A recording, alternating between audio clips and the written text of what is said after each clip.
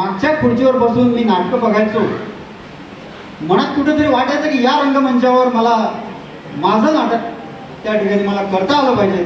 आणि ते स्वप्न अनेक वर्षांपासून जे माझ्या उरात होतं ते स्वप्न मी साकार केलं 1990ला. आणि 1990 ते 1997 सारखी मी राज्य नाट्य स्पर्धेमध्ये मी माझ्या दिग्दर्शित केलेल्या नाटकांना मी सादर केलं. त्याच्यासाठी मी माझ्या सगळ्या सहकलाकारांचं या ठिकाणी कौतुक करतो. जो 3 इडियट नावाचा हा एक फोटो या ठिकाणी माझ्या मित्रांनी मला दिला आहे.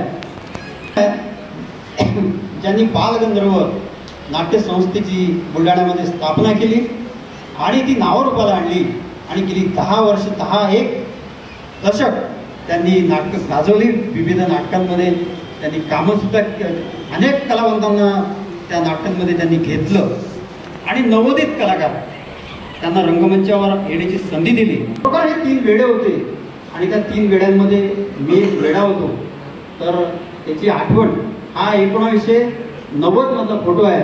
त्याला किती वर्ष झाली असतील आणि ही स्मृती ही आठवण त्यांनी जपून आज पुन्हा उजागर केली. त्याबद्दल त्यांचे मी मनपूर्वक आभार मानतो.